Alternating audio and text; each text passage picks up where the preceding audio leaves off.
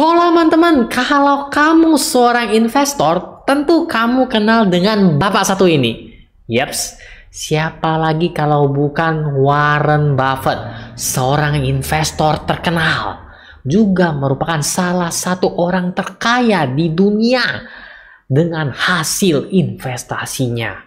Nah, jadi di video kali ini kita akan ngebahas strategi investasi si Om Warren Buffett atau yang kita kenal dengan value investing, dan di akhir video saya juga menyisipkan analisa saya terhadap market Amerika seperti yang biasa saya lakukan, karena belakangan ini marketnya lagi naik-naiknya, lagi hijau-hijaunya seperti yang kita harapkan. Nah, jadi kita langsung masuk saja. Ya, senang langsung saja, nggak pemanasan dulu nanti ya. Oh, jadi kita langsung masuk saja. Yang namanya value investing itu pengertiannya, simpelnya itu kita mencari harga-harga saham yang masih murah, tidak diperdagangkan dengan nilai semestinya di pasar modal. Nah, kalau begini agak nangkep nggak? Seharusnya harga sahamnya tuh $100. Kok di sini cuma $50? Ah, beli itu ada kemungkinan naik sesuai dengan harga sahamnya. Nah, dibutuhkan analisa terhadap laporan keuangan atau yang lebih dikenal dengan analisa fundamental. Tentunya ini membutuhkan tenaga dalam yang sangat kuat. Tapi tenang saja, di video kali ini kita akan mencoba membahas salah dua. Ya, karena ada dua indikator yang dapat kita gunakan untuk menilai apakah saham ini harganya masih murah atau udah kemahalan. Nah, jadi kita langsung saja, saya akan tampilkan layar GoTrade Indonesia saya di samping sini. Yap, sudah ya teman-teman ya, udah muncul kan ya.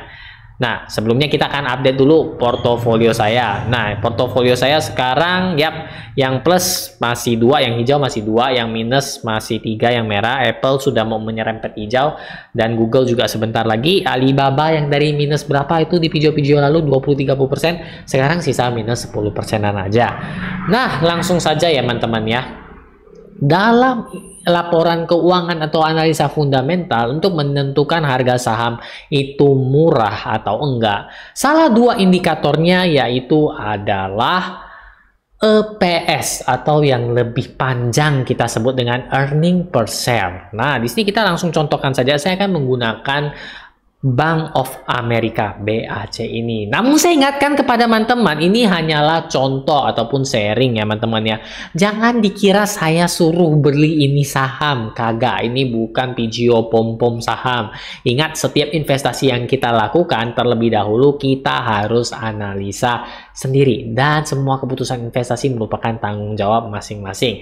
Lanjut lagi kita ke Bank of America. Yang tadi saya sebutkan adalah earning per share atau EPS. Nah, EPS di sini di GoTrade Indonesia sudah ditampilkan di agak bawah ya teman-teman ya. Untuk EPS sendiri itu cara menghitungnya adalah laba bersih saham dibagi dengan jumlah lembar saham. Sehingga otomatis semakin tinggi laba bersih, maka earning per share-nya juga semakin baik. Nah, dalam menentukan apakah suatu saham ini bagus ke depannya, apakah masih murah, ini salah satu indikatornya. Tentu saja teman-teman ingin investasi ke perusahaan yang bertumbuh, benar kan? Mencatatkan laba per periodenya, dan alangkah baiknya selalu mengalami kenaikan. Di sini teman-teman juga bisa melihat histori dari EPS-nya Bank of America. Yaps, di kuartal 2 di tahun 2022 itu dia mengalami tidak sesuai ekspektasi pertumbuhannya. Namun sepanjang selama 1 tahun ini dapat kita lihat Bank of America cukup konsisten mencatatkan laba per lembar sahamnya. Ya, akan lebih baik lagi kalau dia naik terus ya teman-teman ya. Jadi ini indikator pertama yang ditampilkan oleh GoTrade Indonesia. Lanjut lagi untuk indikator yang kedua, karena sejujurnya memang banyak indikator dalam laporan keuangan untuk menentukan nilai saham tersebut. Nah, indikator yang kedua itu adalah price earning ratio atau disingkat dengan PER ya. Kalau PER ini sendiri, ini cara ngitungnya harga saham bagi earning per share atau EPS yang barusan tadi kita sebutin. Nah, matematika logika dasar ya teman-teman ya. Per ini sering dijadikan salah satu acuan harga saham itu murah atau enggak. Lah kenapa? Ingat, membaginya itu laba per saham atau EPS ya. Ini adalah apa? Penyebutnya. Jadi sehingga, nah ini kan biasanya orang bilang kalau pernya makin rendah itu saham makin murah. Lah kenapa demikian? Karena dia penyebutnya itu adalah EPS, earning per share. So apabila EPS-nya makin tinggi, secara otomatis juga akan membuat price earning rasionya makin rendah. Inilah sangkut paut antara earning per share dengan per atau per earning ratio. Nah, bagi teman-teman yang punya pertanyaan langsung saja drop komen di bawah ya teman-teman. Jangan malu, jangan takut, jangan cemas ya. Lanjut lagi.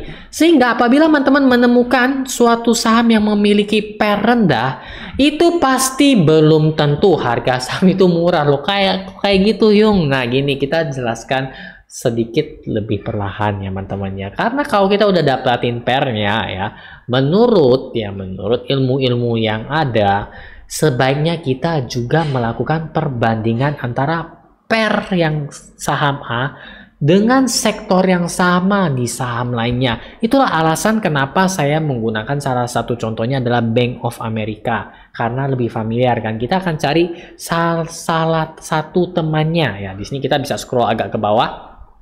Per di sini tadi dicatat ya 11,68. Sedangkan kita coba lihat di yang biarin uang mau bekerja, ini berarti di sektor perbankan. Kita ambil saja contohnya di Citibank. C kode sahamnya. Lanjut lagi kita langsung lihat pertama di earning per share-nya tuh ya.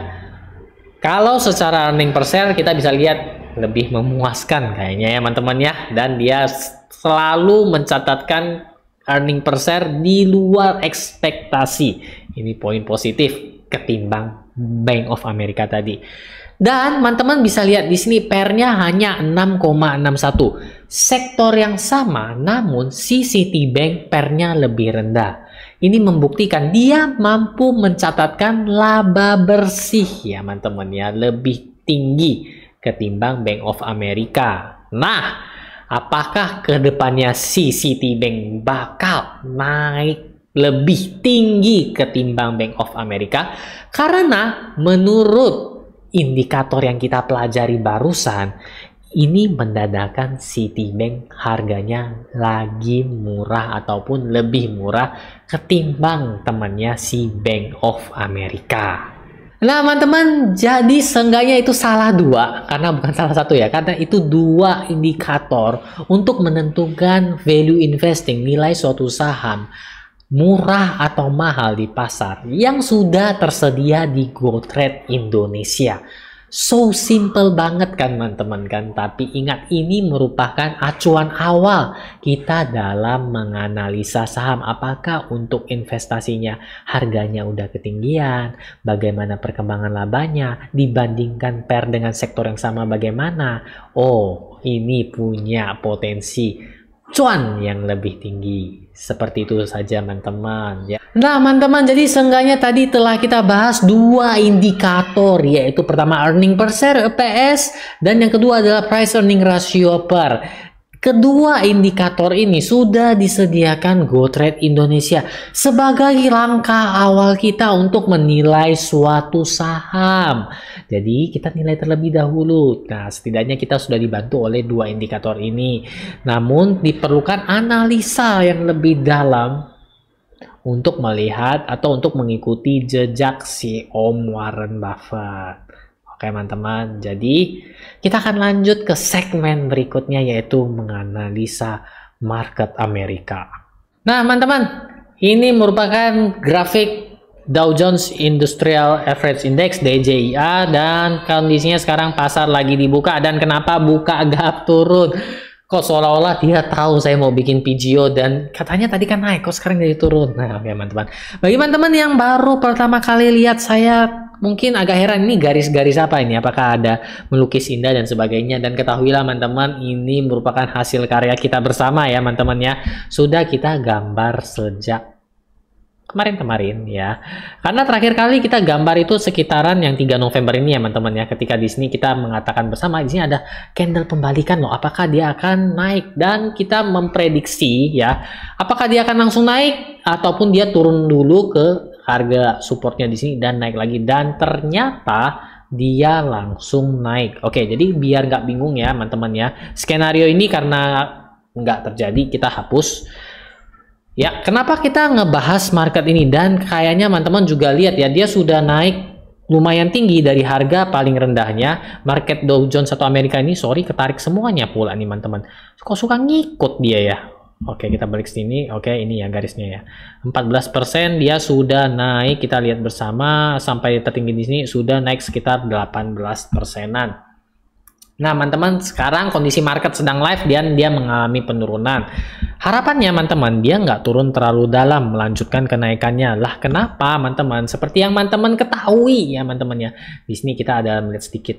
Aduh, ketekan, teman-teman. Mohon maaf, nggak ada mouse nih, jadi ketekannya cepat. Sensitif dia ya. Nah, kita turunin dikit supportnya. Mohon maaf di sini ya, kurang lebih di sini lah ya. Oke, jadi harapannya area penurunan si Dow Jones ini adalah berkisar sini aja, teman-teman. Kemudian dia akan melanjutkan kenaikan. Seperti kenapa saya mengatakan demikian? Karena yang pertama, kita beberapa hari ini ada beberapa berita baik, seperti contohnya kan yang teman-teman ketahui, resesi itu Amerika udah batal karena sudah mencatatkan pertumbuhan ekonomi. Jadi secara historikalnya ini minus, pertumbuhan ekonomi minus, dan yang ini plus, batal resesinya. Kemudian teman-teman itu juga tingkat inflasinya juga sudah mulai melandai. Setidaknya ini adalah dua katalis positif yang memberikan market Amerika ini sumringah atau ketawa. Nah, jadi teman-teman, ini analisa sederhana saja. Jadi menurut saya ya teman-teman ya, boleh percaya, boleh enggak.